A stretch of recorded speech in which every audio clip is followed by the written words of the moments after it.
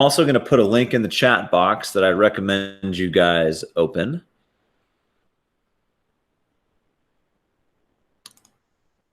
Let's do this one here.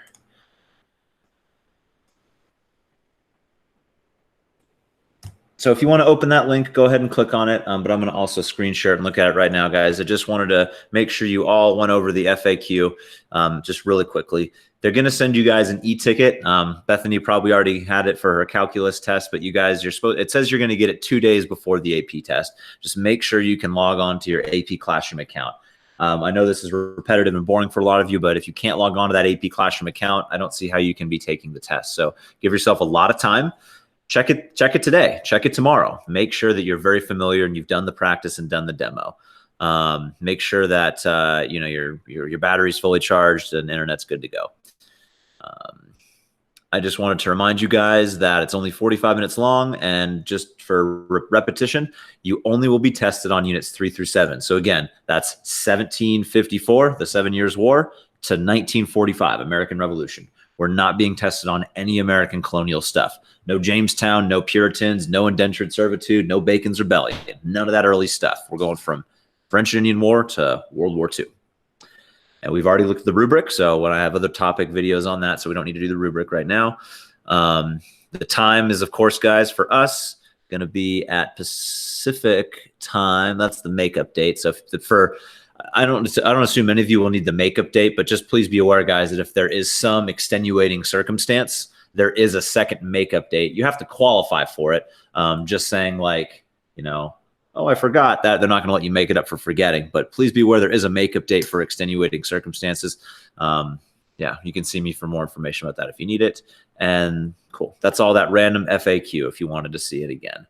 Now, the practice question, folks, that I wanted to show you guys, that is probably of much more interest to you, I'm going to put in the chat box now. So if you want to click on this or save this link to work with tonight, that would be cool. But this is a sample question that College Board put out a couple days ago. And I honestly wish I would have pulled it up a couple days ago instead of doing some of those chapter videos, but that's okay. All right, folks, so here we go. This is a sample question they gave out for 2020. We'll see it's been modified down to 45 minutes plus 5 minutes to submit. And let's look at the source. Guys, I fully expect the source to cover multiple time periods. It's not going to be I'm sorry, not the source, but the prompt. I fully expect the prompt to cover multiple time periods. I think it would be a pretty unlikely scenario that we're just going to get a prompt on a couple year time period, even if it's a big topic. Now, that's not necessarily true. Maybe there'll be a topic that is just on Reconstruction or just on the New Deal. That is very possible, but my hunch is it's going to span multiple time periods, just like this sample. So let's read this sample together. Evaluate the relative importance of the causes of cultural change in the United States in the period 1914 to 1945. First thing we got to look, folks, is the years. What happens in 1914? I need some participation from you guys. Please unmute yourself, shout it out, yell it out. Why did they pick 1914 as that year? Isn't that World War I? Yeah, that's the start of World War I. So, Dre, I'm going to pick on you now for just 1 second. Oh, no. What type of major change, cultural change, what's going to happen to African Americans after World War I?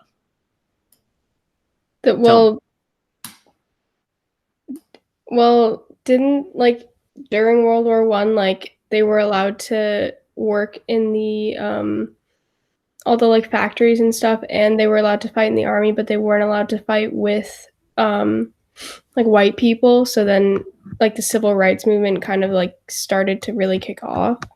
So you have a lot of good, accurate information in there, Dre.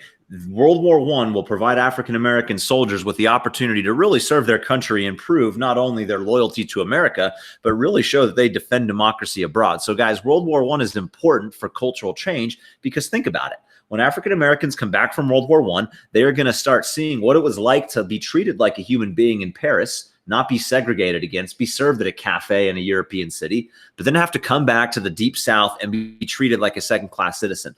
Do you think that that is going to lead to cultural change? I do. This is where I would start talking about the Harlem Renaissance, maybe the New Negro, ideas that are going to come about specifically with Black people in the 19 teens, right after World War I. And then we know, guys, that's going to happen after World War II again. So it's totally appropriate to mention both of those things. We know African Americans are going to see a much, how should I say this, a much more stronger sense of advocacy for civil rights after both of these periods of war. So that's what that first 2 dates are looking at, I'm thinking of. Right off the bat, and I kind of jumped ahead a little bit, folks, I'm not going to read every document right now, but I'm just going to show you what the sources are. Look at that. This first source is reporting on interviews with African-American migrants. So the first thing Dre said was actually migrants, talking about African-American migrants moving for war jobs. Now, remember, guys, that's the Great Migration, and we have hundreds of thousands of African Americans leave the South during those 1910 and 1920 years. Many of them are fleeing Jim Crow segregation, and they are also running to better economic opportunities. Sharecropping probably sucks, and I would probably rather work in an urban factory, even though that's not great either. So be aware, guys, what the Great Migration is and what's going to happen when we have hundreds of thousands of African Americans move to places like Chicago. That's what they're talking about in this source. Guys, the racial demographics are going to change. Remember, the North is not like all peace and harmony. The North has racism too. The North is going to have major race riots, guys. This is talking about African-American migration, and it's going to lead to cultural change in northern cities. So be aware about what the Great Migration will do for not only African-American culture and migration, but for American culture and urban culture in the North. Scrolling down here, guys, you've seen this cartoon. Hopefully you remember it. Someone give me the context. It's like one big giant theme. What's the context of this document? It's from 1919. It says immigration restrictions, and we've got someone with it says undesirable, and they have a bomb. What's the context of this cartoon? The Red Scare. Yeah, thanks, Dre. It's the Red Scare. Okay, so Dre, we know that in the era of industrialization, we have a ton of migration from Southern and Eastern Europe. These are not traditionally Protestants. These are people typically with Catholic backgrounds, Jewish backgrounds. These are your Poles, your Russians, your Italians. These are Southern and Eastern Europeans bringing oftentimes new political ideology.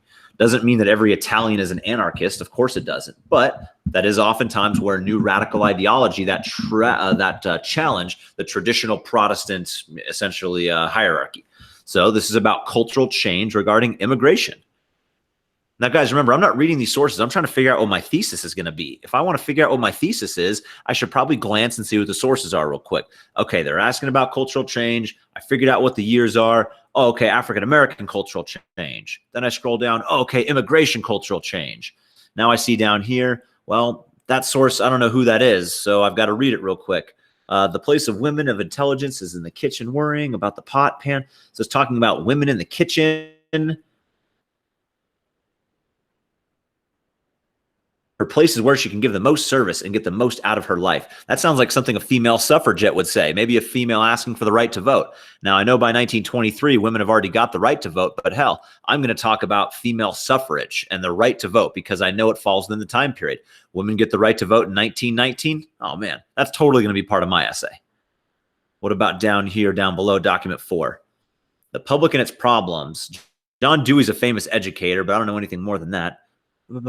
Radio, he's talking about cheap reading in motor car. He's talking about consumer, the political elements in the constitution of the human being, that is having to do with citizenship required on one side, let there be introduced the topic of it. I don't even know, man. He's talking about motor cars. I don't know what he's talking about, guys. I can't use that one. I've got to move on. This is a 45-minute essay, remember. Pause.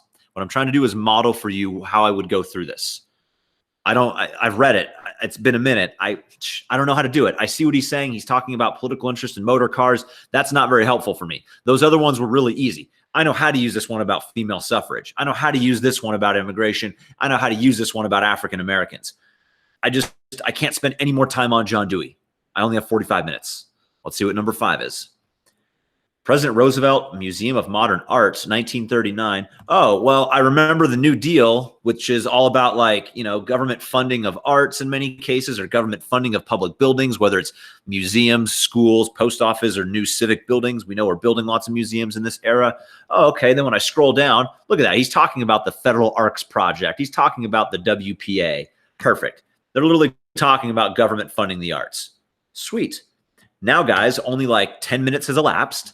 And I've kind of looked at all the sources. I know I'm not going to even use one of them, and that's okay. And I have an idea of what I want to say. Let's look at the prompt again. Evaluate the relative importance of the causes of cultural change in the United States in the period of 14 to 45. Guys, this major change for African Americans, I would say, would be war and economic opportunity, and also Jim Crow.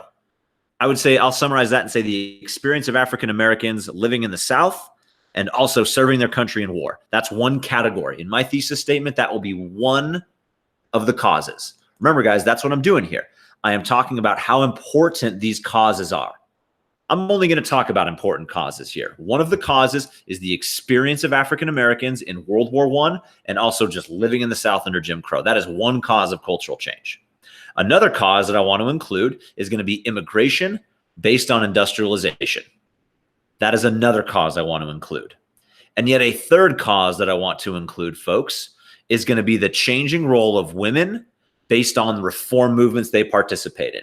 My argument is going to be when ladies start getting involved in social reform like abolition, they're going to demand a vote pretty quickly themselves. I can bring out so much outside evidence from that, guys. Think about how many different abolition things I could talk about with women being involved. I could talk, about Lucretia Mott and Elizabeth Cady Stanton. We don't need to go down that path, but I could talk about the debate over the 15th Amendment, which is, remember, ladies are left out of the 15th Amendment. That's part of the split over the American Female Suffrage Association. So those are three causes right there. Women's experience, African Americans' experience, immigration during industrialization. Do I even need a fourth category? The arts, public arts, culture. Then I would just maybe add a fourth category and say changing government attitudes towards culture. That could work. I don't need to have a fourth category, but I potentially could. Evaluate the relative importance of causes of cultural change in the United States in the period 1914 to 1915. Okay, let me try and hammer out a thesis. Cultural change will be caused by a variety of important factors during this period. Not only will the African American experience of World War I and Jim Crow segregation contribute to change, the massive influx of new types of immigrants during the industrial era, as well as the changing experience of women in this country will all contribute to cultural change in the United States. I didn't include the fourth category in that thesis statement, folks. It didn't pop out as I was flowing. I'm not even typing right now. I'm just freestyling off the top of my head. Does this prompt seem like you guys could manage it? Because when I looked at it, it didn't look like a very hard prompt to me. I thought it was actually pretty manageable. What have you got to say? I want some feedback from you guys. Was me going through that helpful at all? Yeah. That's like a good, it lets me know how to look at it like a prompt in the future, because I'm not the best at analyzing all the documents and stuff. And I feel like that was a pretty good, like, it's not too hard, but it's not like too easy either. We've got to keep it simple, folks. Remember, if you try to be an expert and you try to be wordy and you try to hit every single academic point that is possible, it's not meant for that. It's a timed task. So think, what can I manageably do? And guys, if you can get 6, 7 points out of 10, you're going to be okay with it. You're going to be doing just fine. You're going to be happy with your score if you can get 6 or 7 out of 10. The first two are pretty easy, I think, context and thesis. So anyhow, I wanted to kind of leave it at that, folks. I just wanted to show you yet another sample. We will still go over number 4, which was about social reform movements. Not as many of you did number 4 as the other ones, but we will go over number 4 in depth during the evening session tomorrow. And tonight, we can really go over whatever you guys want to. If you want, I could go over any content. I could remind you about any vocabulary you might be confused about, but it's going to be a little less structured with me leading it and a little bit more open to your questions. And if you want to just look at more student samples, I can show you more student samples of DBQs. So I'm going to do a little bit less planning for that and just kind of leave it open forum and just take questions, for 45 minutes or whatever. So again, reminder, 8 o'clock tonight, 7 o'clock tomorrow night, and 12:30 tomorrow afternoon. I have a question. Yeah, go ahead. Well, so last time I asked you this, I asked, like, what did you think was going to be, or like, what was the most like possible prompt for a DBQ? And you were talking about how it would probably be like colonial America or like before the revolution or something like that. And now that that's like not in the time period, what do you think will be like covered? I think there's a good chance you get Reconstruction. I Okay. think there's a good chance you get a generic prompt about the experience of African Americans over a long time period, maybe from the experience of African Americans from the American Revolution to the end of World War II, even, or through the end of World War I, talking about how they're left out of the Constitution initially, how they start to achieve equality during Reconstruction, but the rug is pulled out from under them by the 1780s, and how then it's going to be yet another like 70-year struggle where they're going to have to prove themselves in war and all these other things. So yeah, it could be something like that, Dre. I think there's a good chance it could be that. I'm just guessing though. I don't know. I haven't seen those prompts for a while. It won't be progressive. I don't think it'll be progressive. I don't think it'll be American Revolution. It could definitely be an American foreign policy. I could see them asking you to analyze changes in American foreign policy from like World War I through World War II, maybe. But they did Spanish. They basically did Spanish-American War last year or 2 years ago. So progressives, I would say, are probably not. I would say like Spanish-American War era, probably not. And I would say American Revolution, probably not. Those were the 3 of the most recent topics. So that is my hunch. Okay. Thank you. I wish I could speculate more. I had some answer. I like your painting in the back, Trey.